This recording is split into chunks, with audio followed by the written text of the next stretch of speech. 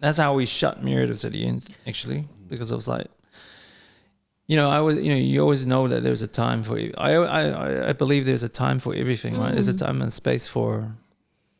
I always just say like time and a space where you have your time. We all have our time in the sun, so there's a time and the space when you know it's stopped. Like, otherwise, you go over that, you're actually not there 100%. Yeah. You know, and that what happened at Meredith. I think 8 years, when it was 8 years in, I was not feeling, because I was like, I was doing everything. I was like on my days off. I was, this is running of a small business, right? You're doing everything from the payroll. You have to. So at the end of it, it was burning. I wasn't enjoying what I love the most, which was the creativity of food. Yeah. I wasn't creative anymore. I was just, every time I think about creating something, my brain was just like shut down, or just like, nah, not today. Have another drink, man. So you get into those. Burnout. Yeah, you get into those phases of your career and your life, and you're just like, wow. So I had to make that call. I was like, I knew I had to make that call, because it was just, I wasn't enjoying it. But then your mind overthinks things, and you're like, oh, what are you going to do when you do this? What are you going to do with your career? all those things come in. And I think sometimes those thoughts actually keep people in something that they don't enjoy, because you're like too scared to take the risk. take the risk or step out and like, I can, I was in that space, and I was like, wow. But that, the same thing, that internal feeling, I was like, no, you got to do it. When you're 100% convinced, nothing can stop you. Like you gotta make the call, and the signs are there, man. When you know the signs are there, you gotta act to that, because otherwise, life will just keep slapping you, and you just you don't get it.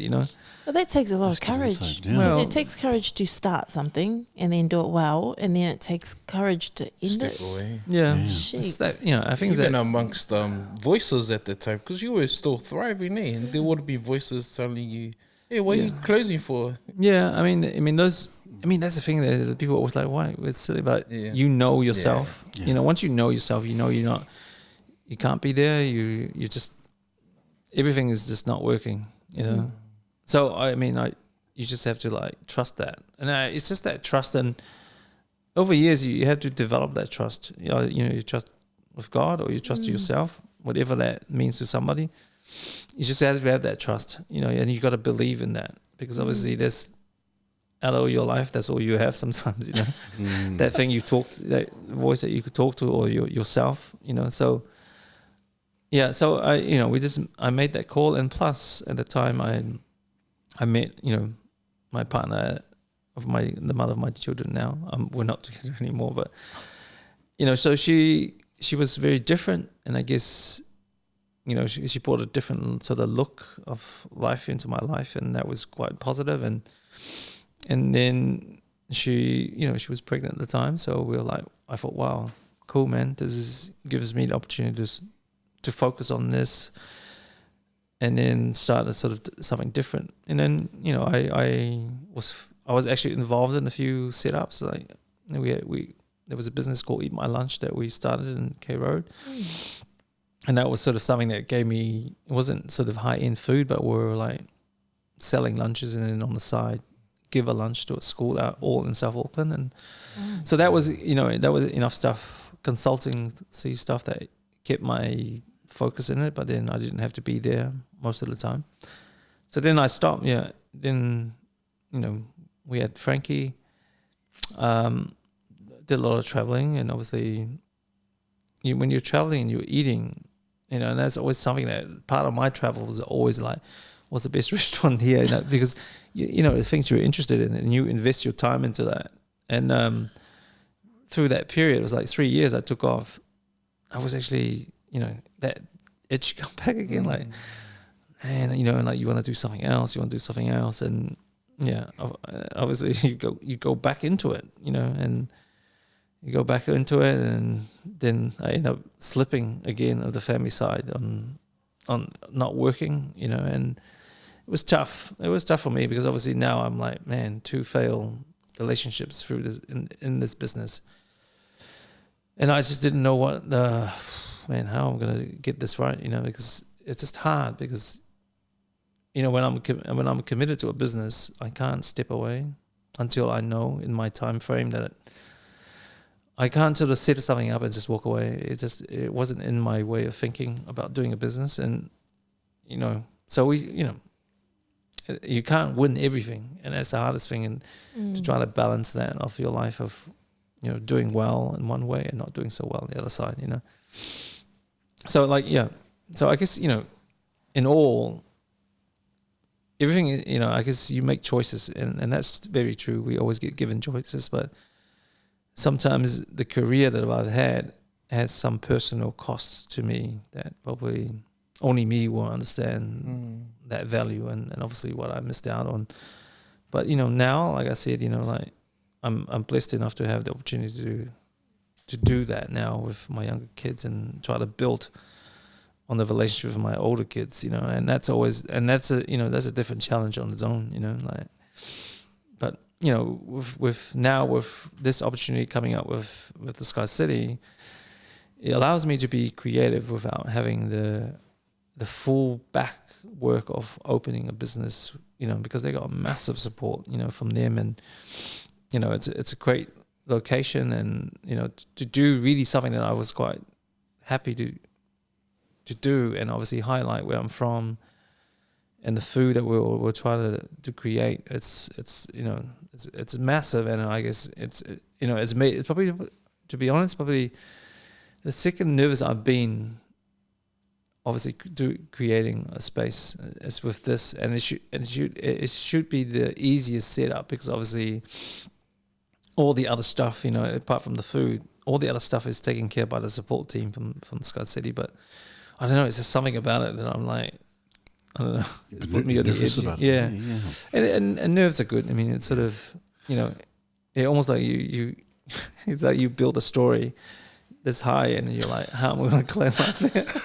You know, and that's the thing with anything, like the expectation always kills the reality, you know, like, you know, because it's like anything in the business, and especially the food side of the world, like, you build expectations, and people will come like, oh, you know, what we're doing is a Polynesian themed restaurant, and I'm aware of what that means to people, but then I guess people don't understand what it means to me, you know, and I guess it's delivering the vision of what I think Polynesian food should be, you know, and something that we should really celebrate a lot more in that level, and you know, and I guess, you know, in the level of what I feel like it belongs, you know.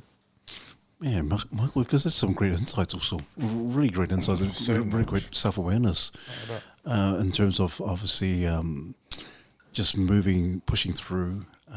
But it seems like, you know, when you shut shop with Meredith, your restaurant, and you went on a bit of a hiatus, were you thinking of, at that time, like, okay, this is enough for me, I'm not going to focus on the family, but you said you had the itch again to come and restart. So were you thinking of, that's it for you, or, and then until you got the itch? No, I mean, you know, I think I've questioned myself on that point of, like, because, you know, when life is you know, the expression of, like, life is always greener on the other side, which is not, right? You know, it's in front of you that what really matters, but you don't think that, because your mind is going so far ahead that, you know, at the point when I was actually had enough of Meredith, I was like, nothing about the restaurant was making me, like, want to be there. And then I took that time off, and then obviously traveling and eating, and it just refueled you more to want to come back. But then I also realized there were things that I was unproductive at home, and I was not used to that, you know. And I guess that probably some of the challenges that I didn't know in myself was, like, because I work so much that I didn't really know how to not work relax, you know. And then you actually become quite destructive in a sense, because you have all this energy, and you're not used to, like, having all this time to, you know. And it was, for me, I actually didn't feel productive enough in the relationship or contributing into our life.